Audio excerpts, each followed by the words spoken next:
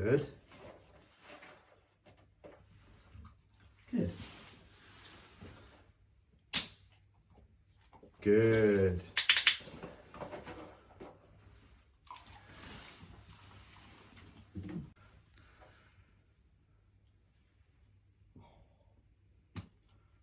Leave it. Good.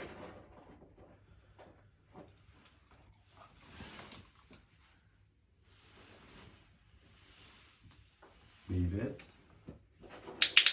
Good. Leave it.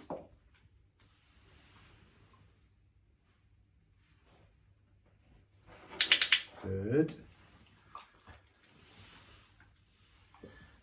Leave it. Leave it.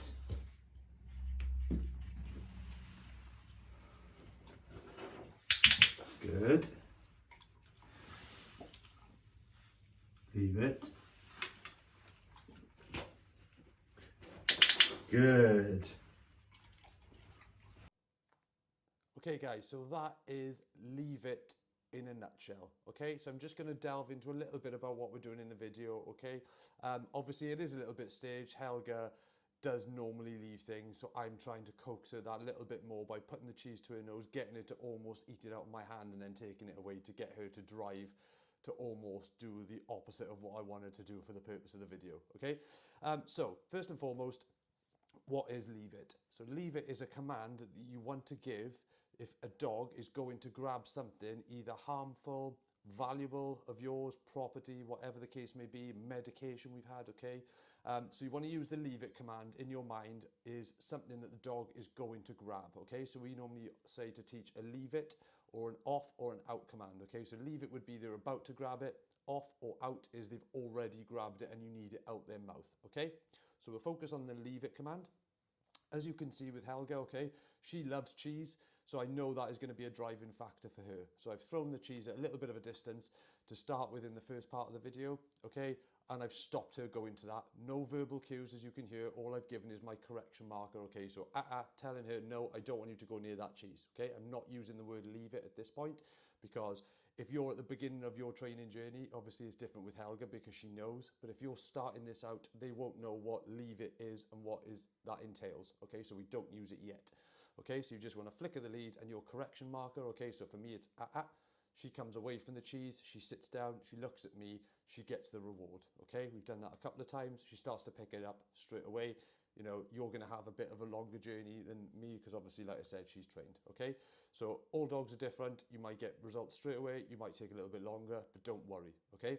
So all you want to focus on doing is making sure the dog knows they're not to touch the item on the floor, okay? So whether that's a correction or a flick of the lead, as you can see, Helga comes back into a sit.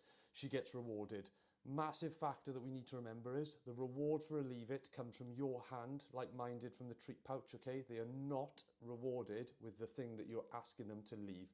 So although cheese isn't harmful to Helga, okay, she could have easily eaten it, we want to refrain from that because what we have to remember is the end goal of leave it is that we don't want them to eat that item, because if you let them allow to eat that item as a reward for leaving it, 6 months down the line, when that is medication, something toxic that someone has dropped on a walk purposely or accidentally, okay, or anything in between, you don't want the praise to be given for the reward marker and then them instinctively thinking in their brain that whatever it is that they've left, they can then go and have because they've done what you've asked and you've rewarded them. We need to eradicate that behavior altogether, okay?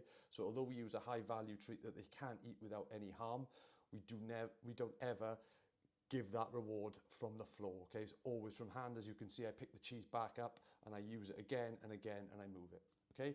So moving on to the video, as I can see, Helga's got a grip of it, okay? So without any verbal cues, I threw the cheese on the floor. She didn't go for it initially, okay? So it was rewarded. I've said the word leave it because she's already displaying the leave it behavior. So by you then associating the leave it command with the behavior she's showing, that will then teach her or him what leave it is, okay? So we need to teach the whole behavior first to make sure they understand it, and then when they understand it and they're showing that behavior, we can then associate that to a command. And that's the same with anything, whether it's a sit, a down, okay?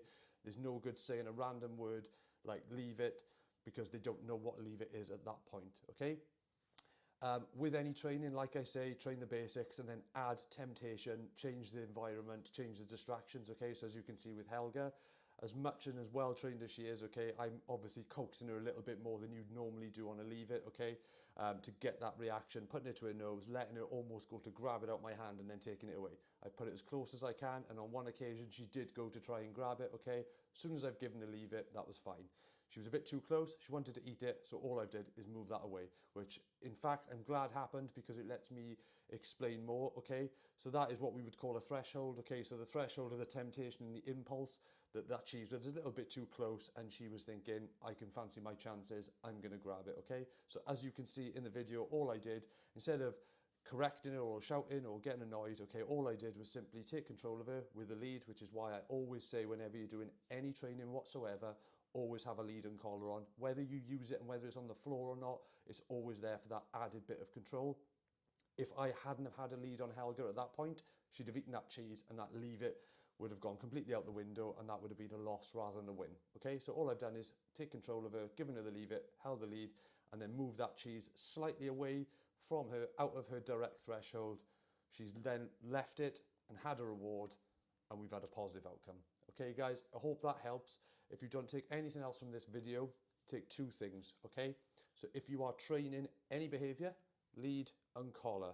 Whether you need to use them, whether they're on the floor, there and accessible if you need to grab them, that's fine. But they're always on every time you do any training. Okay guys? Second one, point two, when you're teaching a leave it especially, okay, whatever that high value reward is, do not let them eat it as the reward for leaving it, okay? Massively important, okay? And once you start to really develop that leave it command and you are getting it nailed and it's solid, start making it harder, okay? So higher value treats, toys, whatever driving factor that they have. Lots of dogs like socks. Put a sock in front of them, mix it up, make it exciting and make it as tempting as possible. Because if you can control that impulse of them diving at something and grabbing it, that impulse control will help with all of your training. So when you're teaching to stop them jumping up when a guest comes in, if they can learn what that feeling of impulse feels like and how they can self-control that impulse, that will help with all other aspects of your training. I hope this helps, guys. As usual, if you need any help, tips, advice, stick a comment in the group, okay? We'll help as best we can. And like I've said, if you need to come on board with us as a one-to-one customer, you can contact me, you can contact Stace, we can send you a link, we'll get you booked in and we can start the training journey together. Awesome. Speak to you soon, guys.